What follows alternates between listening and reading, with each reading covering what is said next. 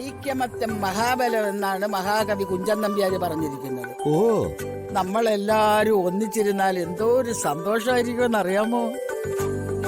അമ്മയ്ക്ക് കുഞ്ചൻ നമ്പ്യാരെ കുറിച്ചൊക്കെ നന്നായിട്ട് അറിയാല്ലേ? നീ എന്തൊരു ചോദ്യാണ് ഈ ചോദിക്കണത്? ഈ ഇരിക്കണത് ആരാണെന്ന് അറിയോ? പണ്ഡിത ശിരോമണിയാണ്.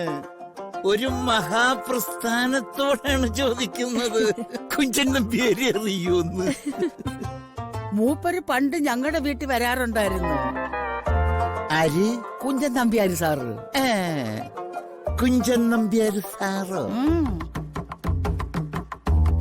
ഓ, മലയാള ഭാഷയുടെ പിതാവേ, മാപ്പാക്കണേ. എന്നിട്ട് അല്ല, എന്റെ ഹസ്ബൻഡ് ഓട്ടം തുള്ളലുകാരനല്ലേ? ദാണ്ട പണ്ട് വീടിന്റെ മുറ്റത്തൊരു പായ വിരിച്ചു കിടന്നാണ് പണ്ട് എന്റെ ഹസ്ബൻഡിന് ഓട്ടം തുള്ളൽ എഴുതി കൊടുത്തത്. വേണുവേട്ടാ, ഈ കുഞ്ചൻ നമ്പ്യാരൊക്കെ ജീവിച്ചിരുന്നത് 16-ാം നൂറ്റാണ്ടിലോ മറ്റോ അല്ലേ? അത്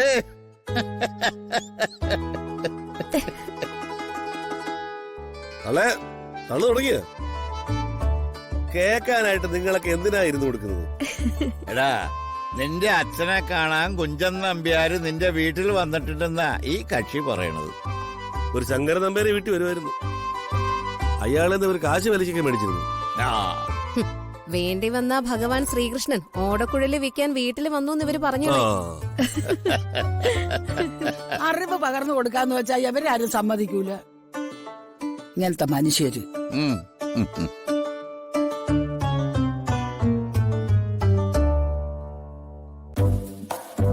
അല്ല, പടവലാതി സാവിത്രി അല്ലേ അതുകൊണ്ട് വരുന്നത്? പടവലാതി സാവിത്രിയോ? അതാരാ? പടവലാതി സാവിത്രി എന്നും പരലോക സാവിത്രി എന്നും ഒക്കെ പറയും. പരലോകത്ത് വരെ പോയ അവള് പരദൂഷണം പറഞ്ഞു കളയും. ജീവിച്ചിരിക്കുന്ന ഭർത്താവ് കെട്ടിത്തൂങ്ങി ചത്തെന്നും പറഞ്ഞ് വിധവാ പെൻഷൻ വരെ വാങ്ങിച്ചവളാ അവള്.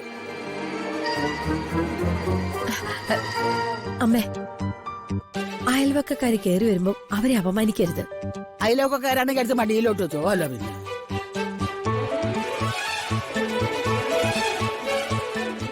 അയ്യോ, ഇത് നമ്മുടെ കാട്ടിപ്പറമ്പിലെ സാവിത്രിയല്ലേ? വാ വാ വാ, വന്നിരിക്കെ. എല്ലാരും നല്ല സന്തോഷത്തിലാണെങ്കിൽ തൽക്കാലം ഞാനങ്ങ് പോയേക്കാം. അതെന്ത് പോകാ സാവിത്രി?